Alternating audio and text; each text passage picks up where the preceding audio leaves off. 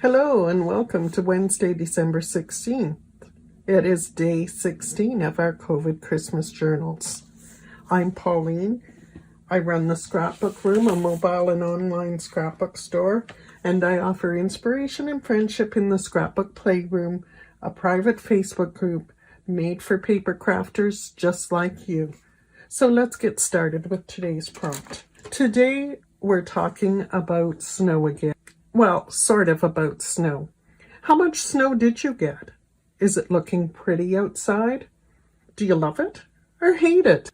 Don't we have to admit that a fresh snowfall looks so pretty and feels so Christmassy? You know what else I like? Birds in the snow. Is there anything prettier? Especially a colorful blue jay plumped up from trying to hog all the food in the feeder. My hubby has been feeding birds for a number of years. In fact, we're pretty sure we have the same birds coming back year after year. There are a number of blue jays, as many as 6 at a time, plus snowbirds, a pileated or red-headed woodpecker, and this week we had a new yellow guy. So it's just so calming to watch birds at a backyard feeder. Do you feed birds? Do you like watching them? If not, what's the calming presence in your life? What makes you sit back and quietly reflect or stare out? Is there anything?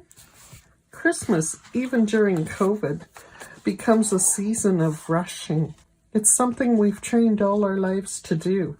Rush into Christmas, shopping, socializing, wrapping, decorating, cooking, and all of those things.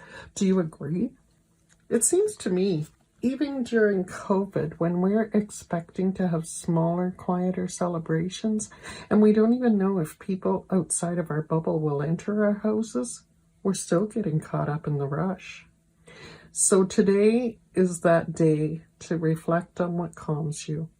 We're just about halfway through the month. We're 10 days away from Christmas. It's time to just take a breath. Maybe it's just watching a gentle snowfall, or sitting quietly with a cup of tea. Find your calming moment and share it in your album. For today's mini book project, I just wanted to keep it simple with simple products. So I went ahead and I added a green photo mat to the page. I took this card from the cut apart sheet and cut the True North Christmas off of it. I figured that might be fitting for photos of snow or birds, although the album recipient could put just about anything they wanted on the page. I did intend to use this half of the maple leaf as well, but it really doesn't fit the page. So I'll just toss it into my bucket for later use, or perhaps I'll use it in my bigger book at some point. I should also point out that if you ever get a ready-made album like this with something that doesn't work for you, simply cover it up. It's an easy peasy fix. I really wanted to add a bird for the page, so I found one in an old bird book that I had just for this purpose. I originally wanted a blue jay, but this nutcracker fit the page color so much better, and I wanted to put him on the left. But again, like the rule I told you a few days ago, I don't like him looking off the page. So I shifted him over to the right. And I think he'll work there. I fussy cut around my title a little bit too to make it fit a little better. So it's going to go right in there. And the page still seemed to need a little something. So I took the scrap from my cutout and I was able to salvage this little strip from the back of it, and it'll go right in there, and that's it. So I will finish this page up and it'll be ready to go. And in my bigger book, the page may be about birds and maybe even my cat who likes to lay under the feeder. She's getting older, so she doesn't really have much luck catching birds anymore. But when I look in my book, I think this page with the banner is going to work perfectly. This was next to the music page, if you'll recall. I think this page is going to work perfectly. So I add a sticky note to reserve it. I also like the idea of the page saying, take a breath, and maybe I'll write that right up here. So I put that on a slip of paper, and I'm going to attach it along with this picture of a bird, even though it's from last year. It's just a reminder of what I want to do. on this page, and it is ready to go. And I'm also writing that on my master sheet here. I'll be right back with the rest of your tips. For today's tips, I just wanted to talk to you for a minute about your paper trimmer. A lot of people don't know how to use the paper trimmer properly, and I just wanted to point that out. You have an arm that should pull out like this. It's got guideline numbers here. This is what's going to tell you if you put your paper at the 10, when you cut your paper from the cutting line to the paper is going to be 10 inches. So for example, if I put this paper in here at 10, it is actually going to cut 2 inches off, and I'll have a 10-inch piece of paper. You want to do that rather than going this way and cutting 2 inches off here. You want the bulk of your paper on this flat platform, and that'll be the easiest way to cut.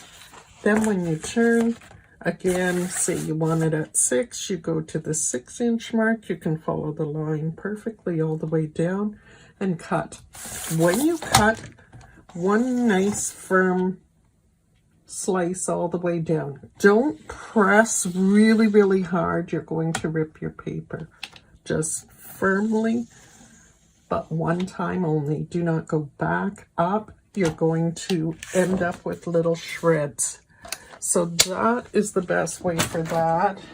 And again with this one, and this goes for the other one as well. When you're putting a piece of paper in here, you put it in. Make sure you're holding the plastic guide.